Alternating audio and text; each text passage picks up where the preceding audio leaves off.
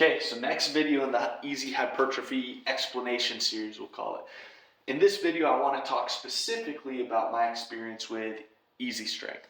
All right, so I got into easy strength as a result of being really banged up, basically.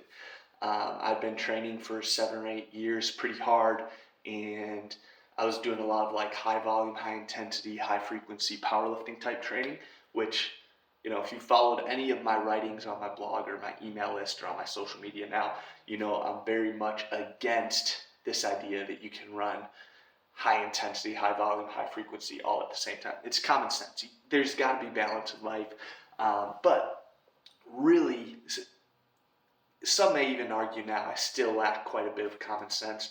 I definitely lacked it in my 20s during my hard charging lifting years. So basically, I'd been training in a way that was pretty stupid for a while, and I made great progress. I'd gone from, in the last video I mentioned, I started lifting when I was 140 pounds, and I'd gotten up to 220, 225 pounds in 7, 8 years, and mostly muscle. Of course, there's some necessary fat gain in there, which wasn't bad for me. But yeah, I had built it. My training worked because I worked hard, I ate a lot, and I really focused and dedicated my time to training. However, it wasn't without problems. I was constantly dealing with injuries and setbacks and little niggles and stuff here and there. And one thing in particular was my hip health was always really messed up. And I didn't know why at the time until it got to a point where I could barely walk for half a year. And went to the doctors and I got an MRI. It turns out I have FAI, which won't get too into, but it's just irregular hip shape. And then on top of that, I had a ton of labral tears in both hips, right? So this recommendation was that I get surgery on both hips, 9 months on one hip for recovery, and then do the other one 9 months. And that sounded terrible to me. So needless to say, I managed not to get the surgeries, but I did have to take a look in the mirror and really change the way I trained. I had to really challenge the way I thought about training. And that's how I stumbled upon really Dan John. I'd heard of Dan John and listened to him before and read some of his articles and stuff on T-Nation stuff before, but it wasn't until 2018 where I really dove into Dan John's work, because he too has had hip issues, and he's someone who managed to work through a lot of injuries and find these, he's a strength and conditioning guy. I was a strength and conditioning guy.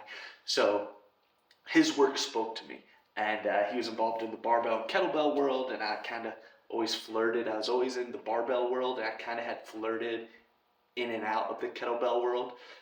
But when I was dealing with injuries, I'd always go back to kettlebells. Kettlebell swings always seemed to feel good for my hips, surprisingly better than heavy deadlifts, power cleans, clean and jerks, and squats did. So shocking, especially as someone with FAI, surprising. But anyway, so that's how I stumbled upon Dan John's Easy Strength program. I was reading a lot of Dan John's stuff. I have all his books on my bookshelf. I think he's just a great guy. And I did his Easy Strength program over the course of 4 years, a handful of times, maybe 4 times. And then I did it a couple more times where I didn't finish the full 40 days. I did 20 to 22 days. But long story short, I did Easy Strength several times. And I really liked it for a couple reasons. I liked the simplicity of it, right? You're going to do 5 exercises. They're all compound exercises. And you're going to do just 10 reps, right? Volume was pretty low. You can train as frequently as you want. Dan trains 5 days a week on Easy Strength. So each of his Easy Strength blocks of training lasts about 6 weeks long, if my math is correct. But you can also do 3 or 4 days a week, or even 2 days a week, and just extend the amount of time it takes you to complete those 40 sessions, therefore extending the block of training. I like frequency because I like training, and I had done a lot in previous hypertrophy blocks, had a lot of success with high frequency hypertrophy training, where you train full body or quasi full body nearly every day. and just lower volumes per muscle group per day. And I really like that. And Dan basically was doing that with just 5 exercises. And I was like, okay, cool. And those 5 exercises didn't include squats, which at the time I couldn't. That was like the thing that really broke me, was all the squatting I did. Granted, it wasn't the squats' fault at all.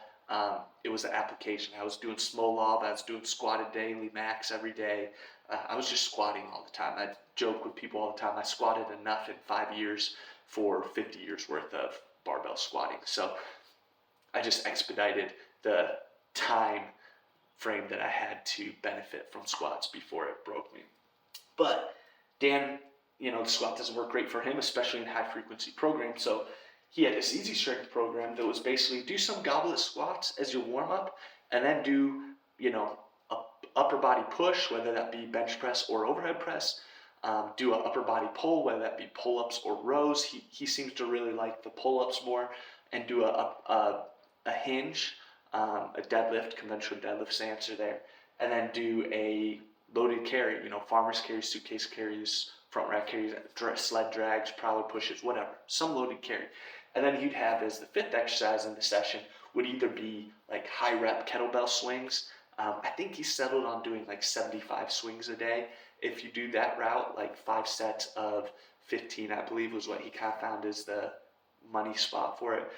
Or you could do an ab exercise, like he liked ab wheel rollouts and leg raises on there. But really that 5th exercise is everything else. So again, I don't want to get too in the weeds with Easy Strength because he's literally written multiple books about this. And the Easy Strength Omni book is like 450 pages. You can get it for like, I can't remember, it's like $15, $10 to $15. It's cheap and it's well worth it. Even if you don't care about the program itself, Dan's a great writer, and he goes in his experiences and his knowledge of lifting history is truly impressive. So I can't recommend it enough. Get the Easy Strength Omni book. But every time I ran Easy Strength, I had a couple things and I wrote some blog articles about this on my former blog, Wild Yak Athletics, and Dan actually reached out to me, and we talked back and forth about it a little bit, which was really, really cool. It was a big deal for me because, like I said, Dan's a big inspiration for me. But Easy Strength, and I think a lot of people who run the program get this confused.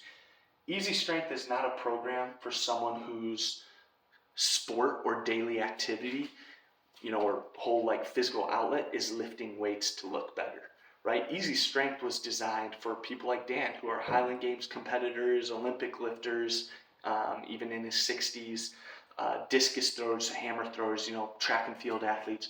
Easy Strength was made for sports teams and athletes, right?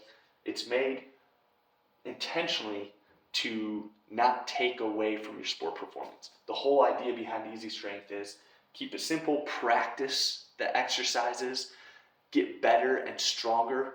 You're forcing neurological adaptations, the skill of strength, right? You're not forcing strength, you're just practicing it into skill. The whole idea is to turn your 70% efforts into what used to be your 85 or 90% efforts, right? So if 70% barbell bench press is 225 pounds, you would stick with 225 pounds, but the goal would be, hey, 225 is now my 50%. And by the end of the 40 sessions of Easy Strength, you're working with 250, 265 as your 70%.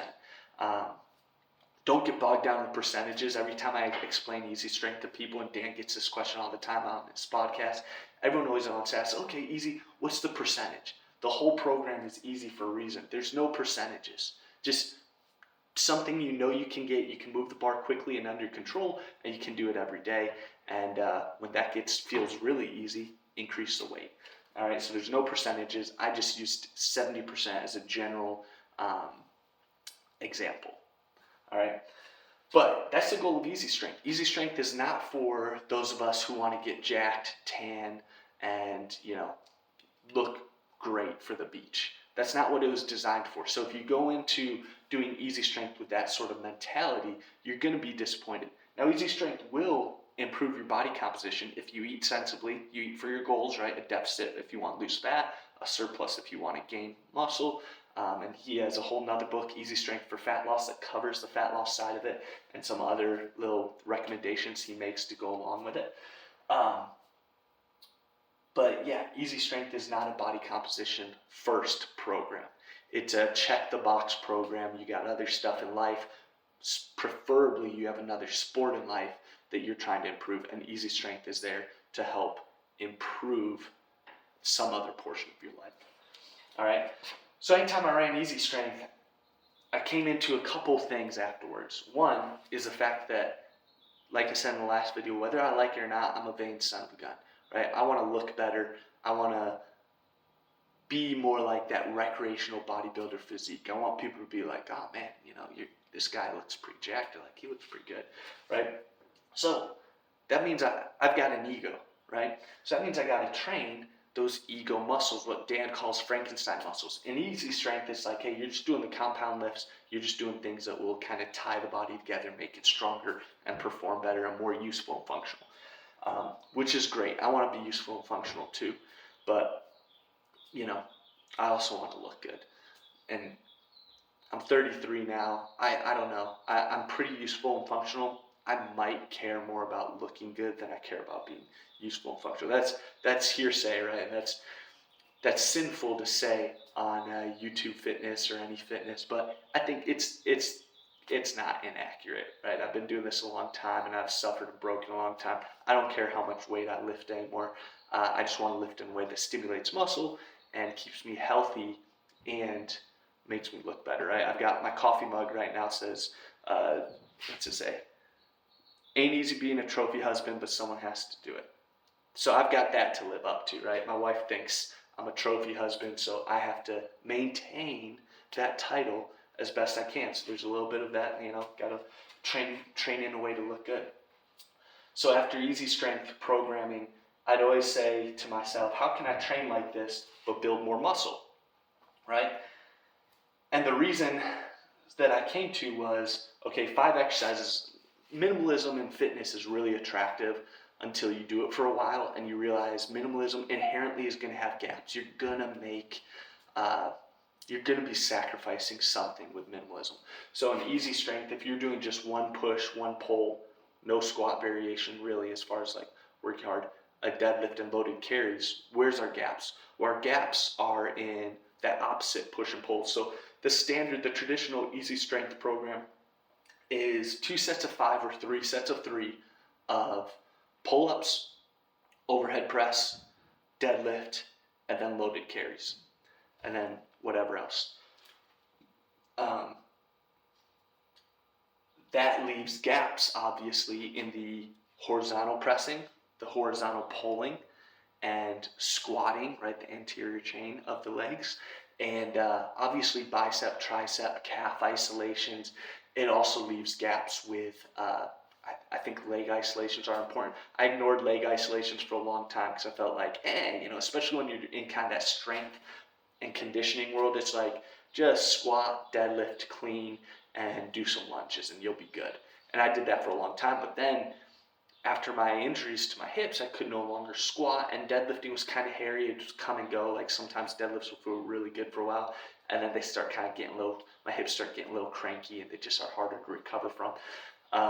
So it's like, okay, I was basically doing deadlifts and a single leg, squat like Bulgarians or lunges or something like that. And I wasn't doing, leg curls, leg extensions, things like that. And I think at a certain point, you can get pretty far with just compound lower body movements for a while. At a certain point, you really do need to isolate those individual thigh muscles to maximize development, right? That's just like in the arms. A lot of people be like, you don't need to train the arms directly. Just do pull-ups, rows, overhead press, and bench press variations. I tried that for a couple years, kind of following the hard gainer recommendation of that. And I legitimately lost that size and definition in my arms. And I was never someone who's blessed with like great arm genetics. Same thing with calves. Like I thought, I don't really train calves directly. And then I subluxed my fibula and I was like, oh man, I really need to build the stabilizers of my lower leg. And lo and behold, I started training calves directly again and they grew. Even small muscle groups that you think may have less chance to grow can grow if you actually commit to growing them. Shocking, I know. So that's the gaps in easy strength. The isolations for the legs, arms, calves, and then the opposite pushing and pulling directions, whichever you chose, the opposite. So that's where I kind of came up with this hypertrophy program, and that's where I'll talk about in the next video. But the hard gainer programs kind of cover those bases a little bit better, but they had gaps left as well. So I'll talk about hard gainer and why that inspired me in the next video, and things I kind of saw where I could improve from where the hard gainer community, from things the hard gainer community I think is a bit dogmatic about, areas that I thought could be improved from, where they're kind of dogmatic and intentionally holding back your gains in a certain way, I think. But yeah, Dan John's Easy Strength Program, great program, huge inspiration for easy hypertrophy, but doesn't fit for me because my first goal and priority is muscle growth, and easy strength inherently is, your first goal is your sport, and this is just here to build strength easily and efficiently without you stressing too much so that you can be better at whatever your sport is. Okay, so that's kind of where every time I did easy strength, I kind of veered off into this easy hypertrophy. And one last thing, easy strength, I talked about the power of 10, right? Do no more than 10 reps per exercise. I viewed easy strength is power of 10, no more than 10 reps per exercise. Easy hypertrophy, I have a range, right? Generally, it's 5 to 10 reps. I'll write the whole program out here in a future video. But, not only was I filling in gaps by increasing exercises, not only was I increasing variety by having 2 separate sessions of 5 exercises versus 1 session of 5 exercises repeated, but I also was expanding the reps. So rather than doing just 10 total reps per exercise and 2 sets of 5 being kind of the go-to, or 3 by 3, I do 2 sets. I think is good, time efficient, but I do 5 to 10 reps on most exercises, right? So we got a bit of a range. We're doing double progression. We're going closer to failure in easy hypertrophy. All right, so easy strength, easy hypertrophy, very different, but I definitely was inspired and kind of came up with more clear principles for easy hypertrophy as a result of doing easy strength a handful of times. All right.